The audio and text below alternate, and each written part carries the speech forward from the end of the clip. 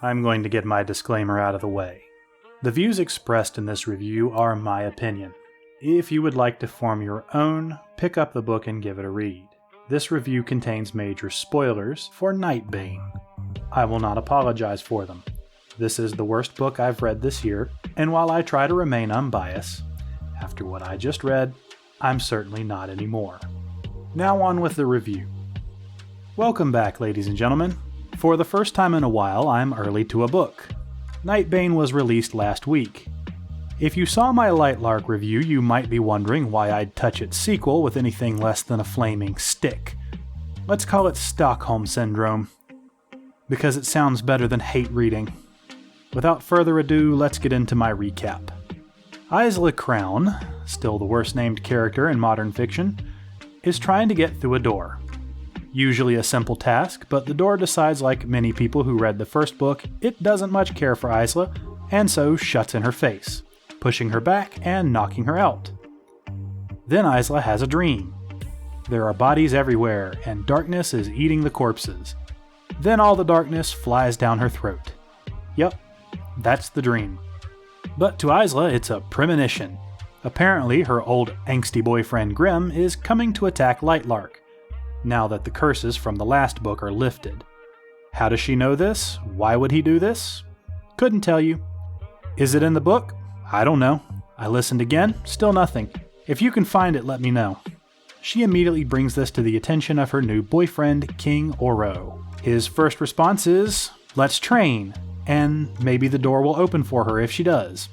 Anime logic aside, Isla is resistant and decides to pass on the training for now. Then we get the first of many meetings. It's the first dinner where all the rulers aren't trying to kill each other, and every course is something weird from one of their respective realms. I guess it's for the experience. Lots of people are met and described but never come up again, and I don't remember if they were in the first book, or honestly if they appear in this book again. Even if they do come up, it just shows you how little impression they made. Around this time, Isla starts to have hallucinations of her old boyfriend Grim. Hallucinations aside, the rulers talk about life without the curses and how they're adjusting, and the topic of the Starlings come up. The Starlings don't have a ruler, because Isla killed her in the last book. I think.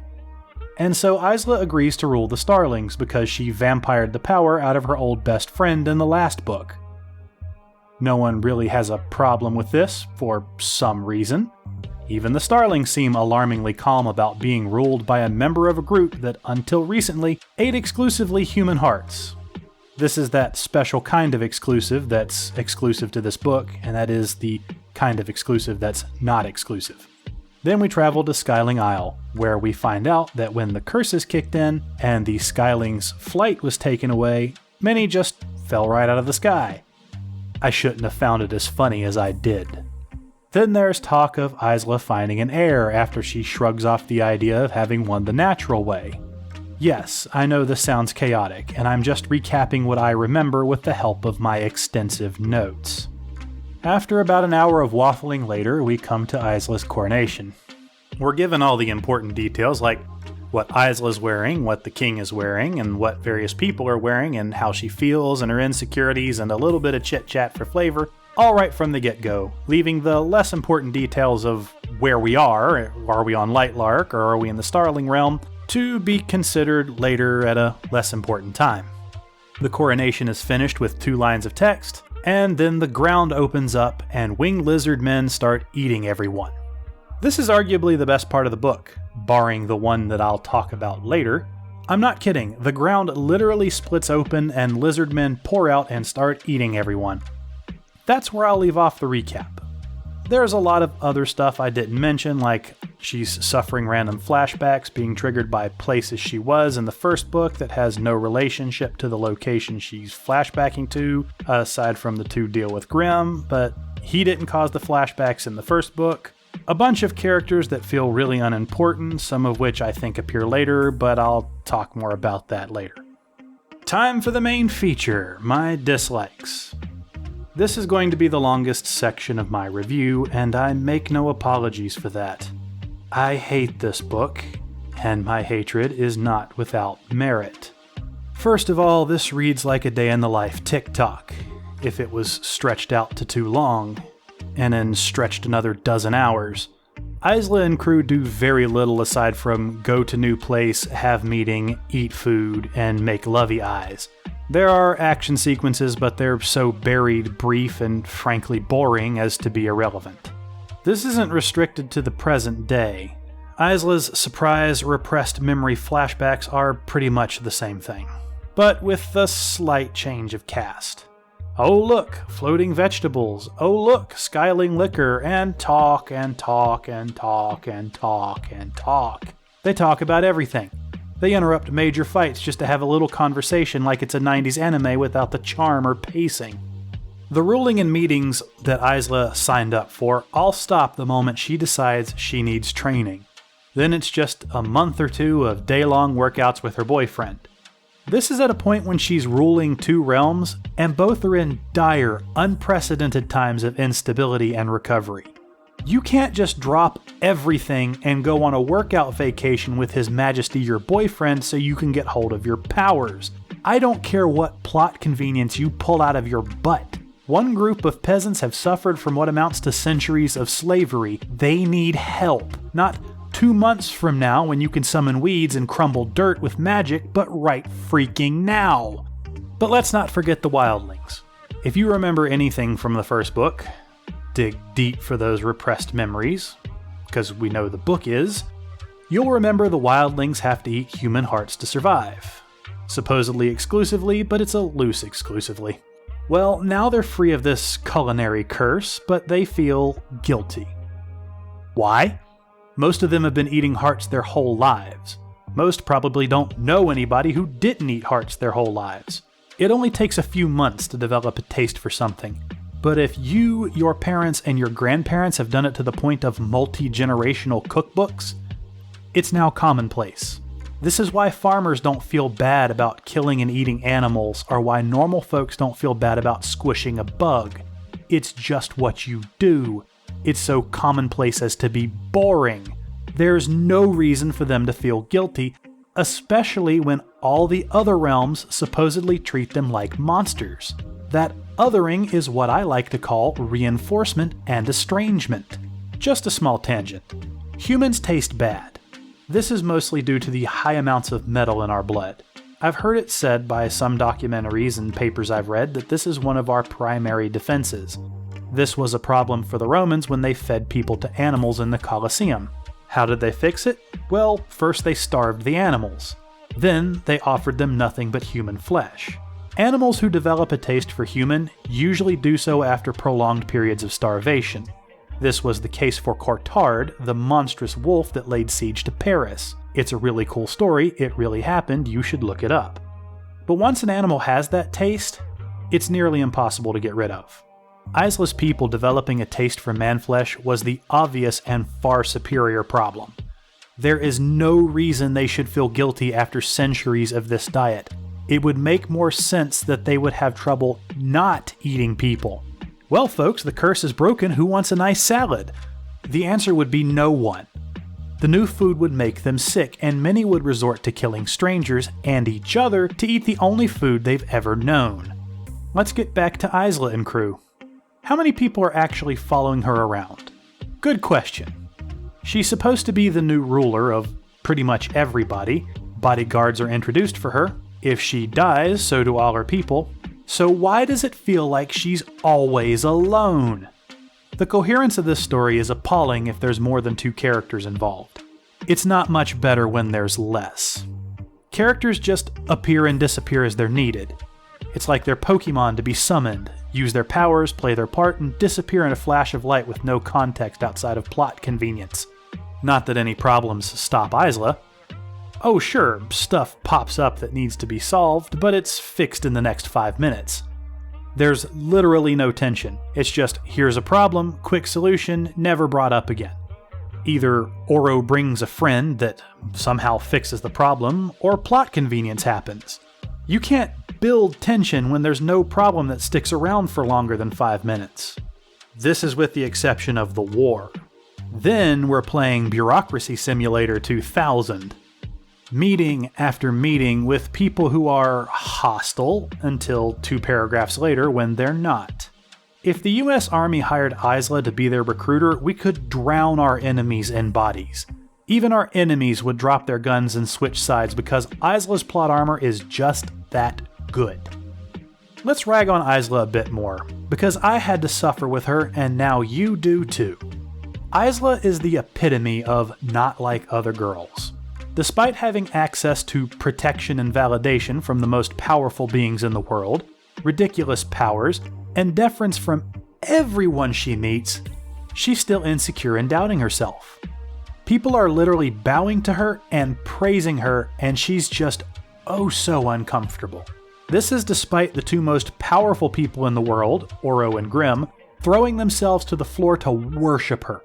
She's given the best food, unlimited travel, and deference in almost everything she wants, receiving no pushback, and yet she's so insecure. This is not how people work, especially sheltered, pampered teenagers who've had literally everything handed to them. Granted, I'm not sure if she's a teenager or if she's in her 20s.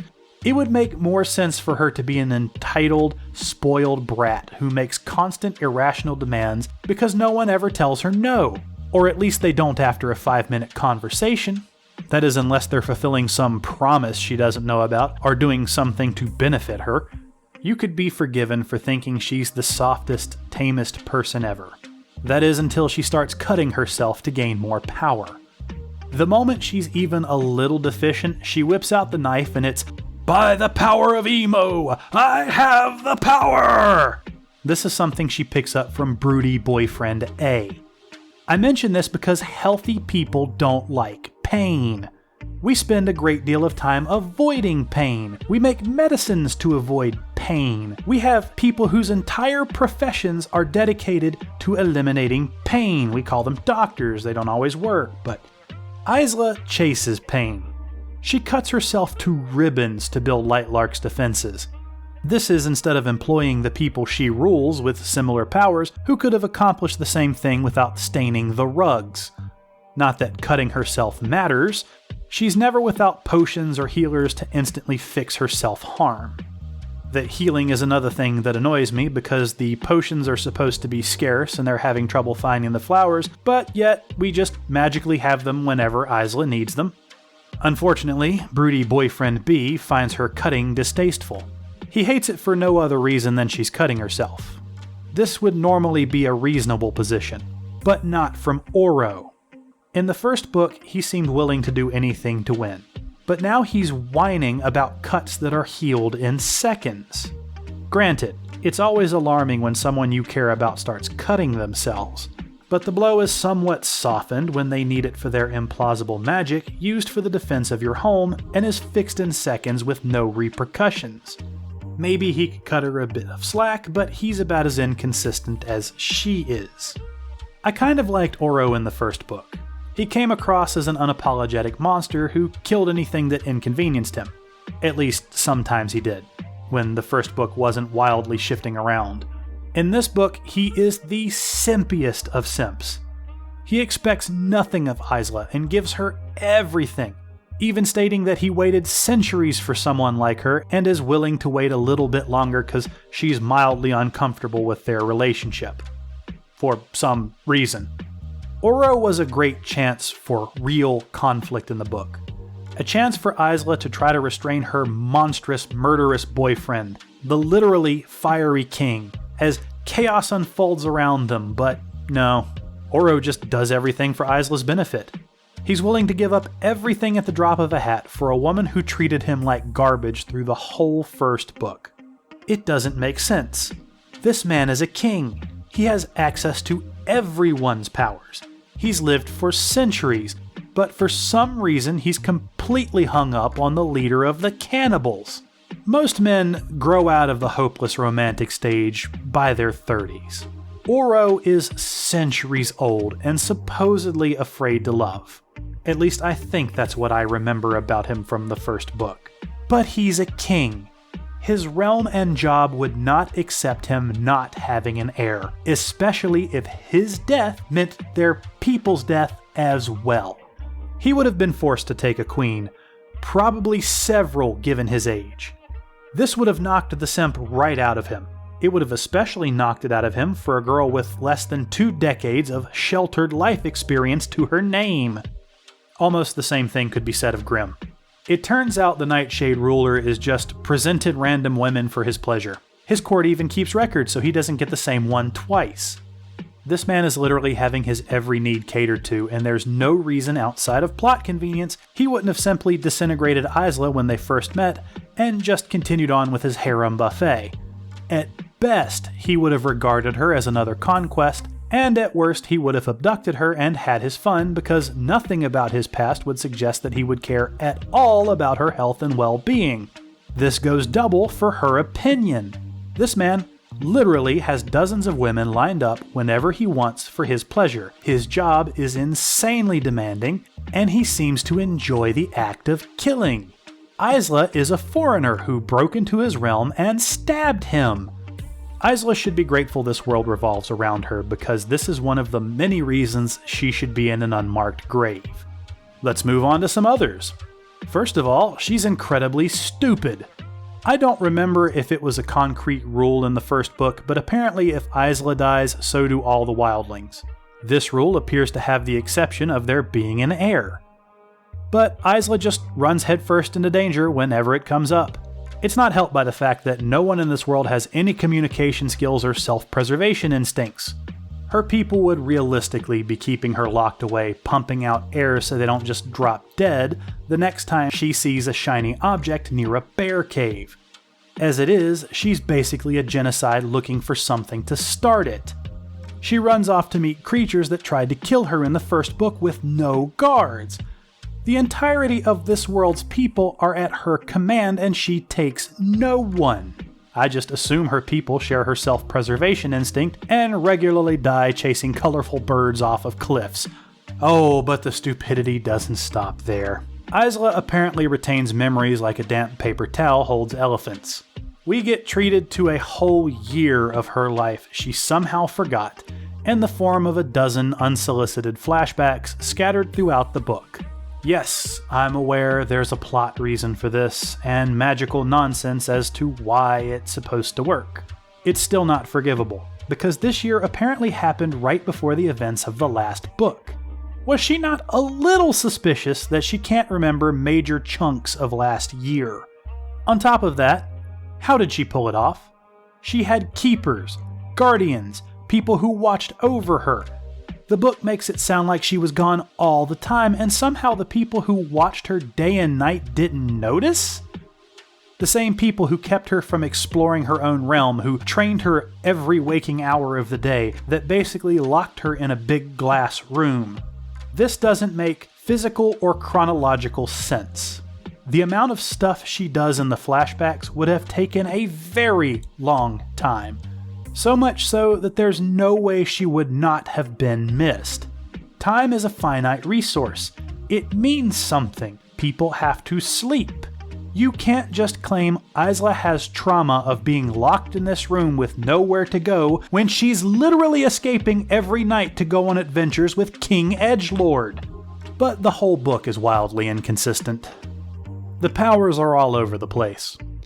So, Oro is supposed to be super powerful, and so is Grimm. This all falls through when plot happens. First example. Oro is hurt when the Drex break through a hole in Lighlark and start eating people. Oro is connected to Lighlark, so this hurts him. I thought Lighlark was the size of a small continent. Even if it's the size of a large island, any hole that's smaller than the Grand Canyon should not be noticeable.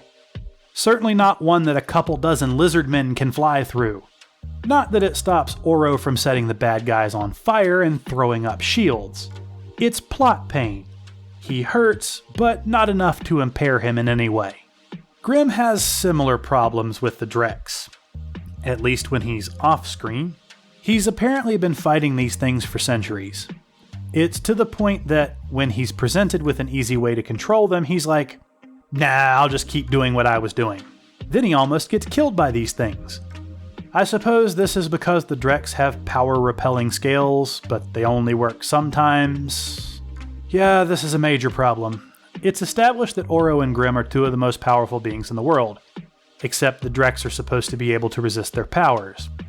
But Oro and Grimm kill them in absolute droves. But they break through when convenient. This is very simple. Either the flying lizard men are a threat, or they aren't.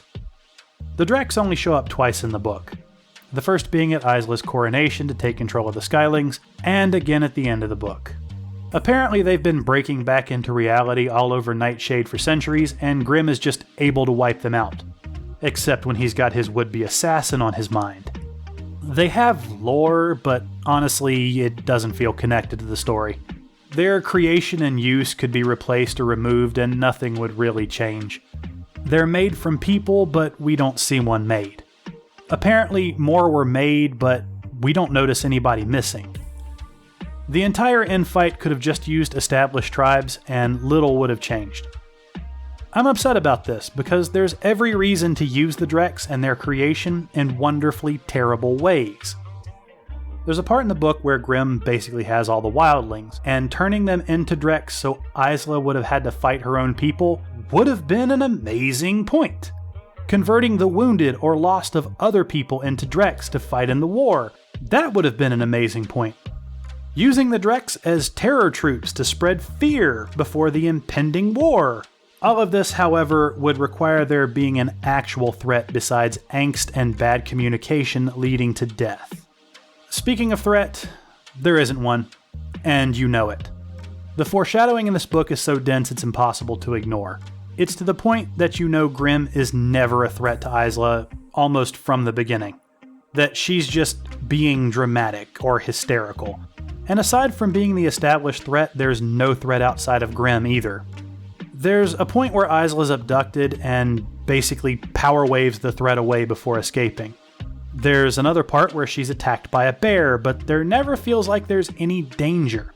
Anytime something bad happens, it's immediately fixed, and any other time that it's threatened to happen, it's prevented immediately. Let's talk about characters other than Grimm, Oro, and Isla. Well, I'm sad to say that while this book has no problem introducing a bunch of characters, they're all completely forgettable. There are a few that almost stand out. There's an ancient nightshade that teaches Isla how to use her powers. There's a giant snake lady. Then there's generic Skyling A. Then there's bodyguards A and B, who are brother and sister and remind me of the Snowflake Safe Space Marvel controversy a few years ago. There's a reason I can't remember much about them, and it's because they're introduced. Isla recruits them with some plot contrivance. Then you don't see them again till the final battle, or Isla was written into a corner and someone other than Oro or Grimm needed to save her. Look, if you just wanted the story to be Isla and her two super simps, that's fine. There's a whole market out there for mid-thought gets all the male attention. The genre is really profitable, but there's no reason to shoehorn in these other characters. Some could have been completely ignored or replaced with nameless characters, and there would literally be no difference in the story. You can't even make the excuse that they're world building with the interactions, because the interactions are brief to the point of irrelevance. Speaking of irrelevant, have I mentioned how much I hate flashbacks? At the beginning of this book, I thought that Aster had gotten better at her scene transitions. By that I mean this book actually had them. Most of them are just Isla having literal flashbacks to repressed memories of the time she spent with Emo Lord Scallyman. If this happened 2 or 3 times, I could forgive it. Reliving suppressed memories isn't the worst plot device she could have used, but it happens around a dozen times, or at least that's what it feels like. These flashbacks go on forever, and they keep happening way too far into the book. She's still getting them in the final battle. Literally, 98% of the way through the book, and she's still getting flashbacks. This is reaching shonen anime levels of ridiculous without the likability, but I'll talk more about the final battle later. On to another problem. Let's talk about structure. Setting your scene is important. Being clear about what's going on is important. Having a sense of scale, both physical and power, is important. So obviously, this book fails at all 3. The constant meetings are so long and pointless that they're a pain to get through and important details are lost in the dialogue wall. There is no defined power scale in this book. Sometimes powers work, sometimes they don't. Some are a threat until it's convenient for them not to be, and it's possible it's just a big, confusing mess that I don't want to spend 40 hours deciphering. But here's examples of my biggest gripes. Big spoilers here. In the flashbacks, Isla and Grimm are looking for a sword that controls the Drex. Isla finds the guy who stole it. She gets him drunk, so he'll tell her where it is. Turns out the greatest thief in the world stole it from him. He doesn't know her name or anything about her, except he knows where she is. Holding in my rage. It's okay though, because everyone knows about it, and no one goes there because there's a monster which turns out to be a dragon.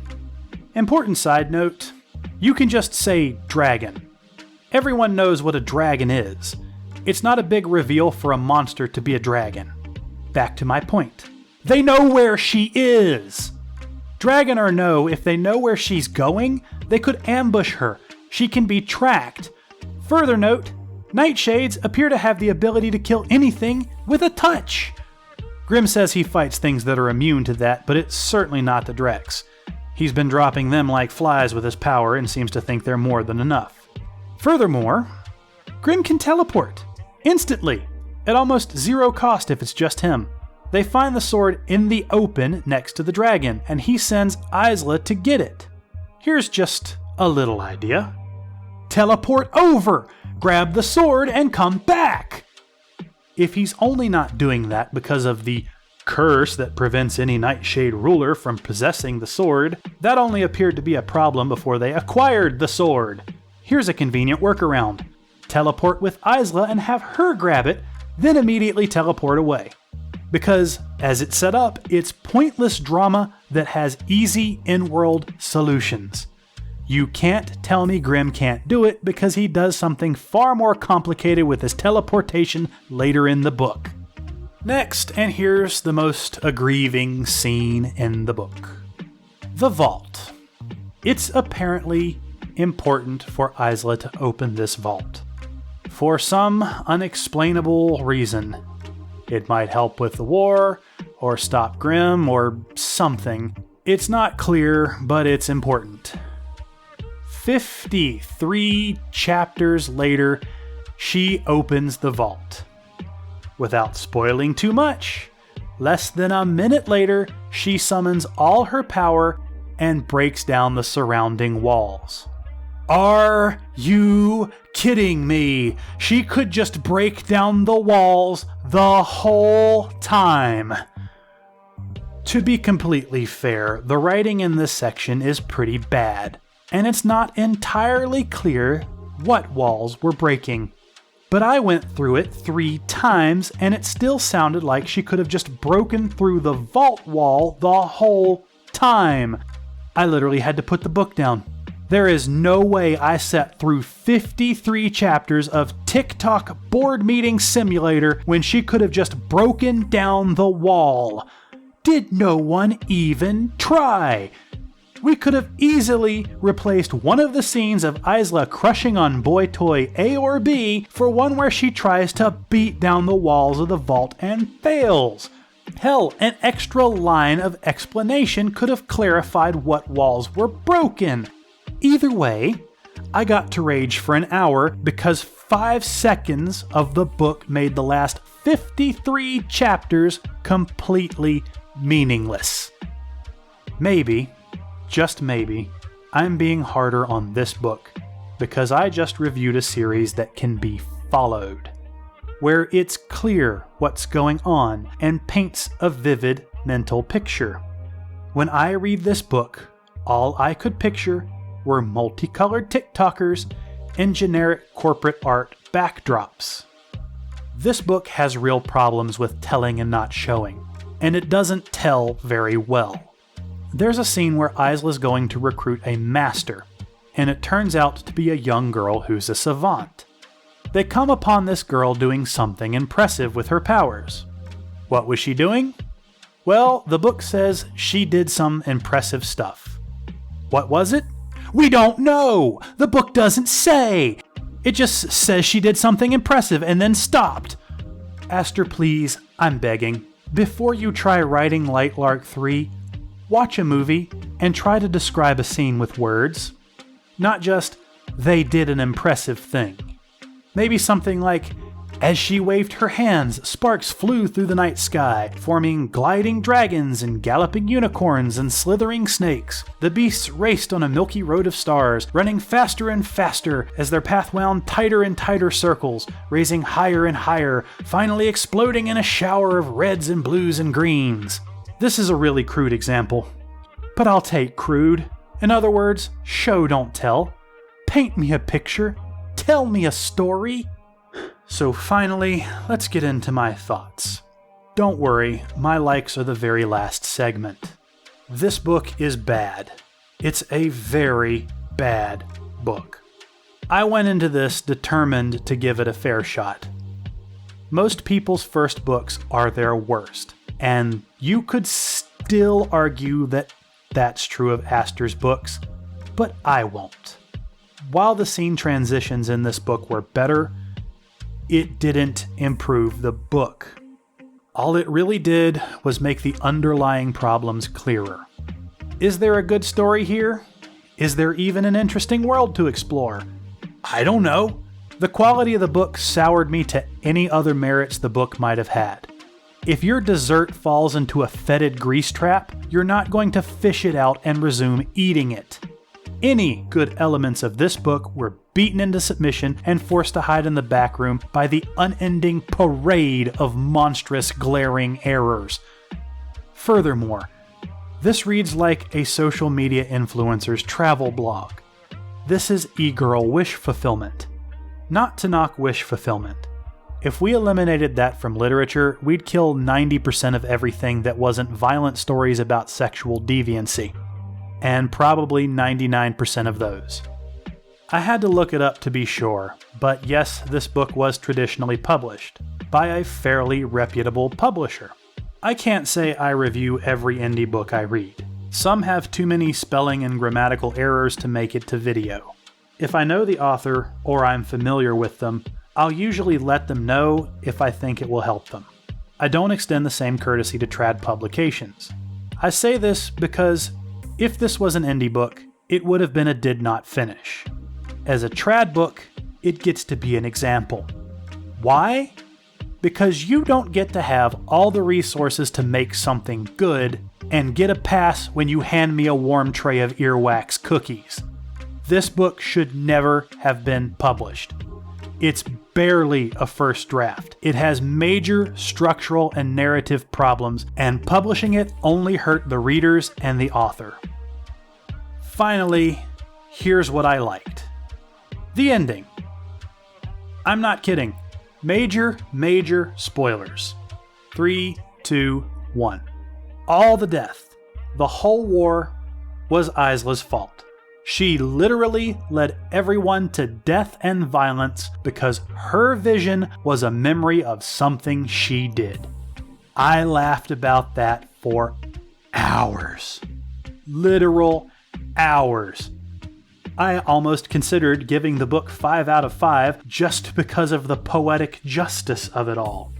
But this completes the cycle of this year's worst book, with a wondrous cherry on top that the main character is just as evil and harmful to her own world as she was to my schedule.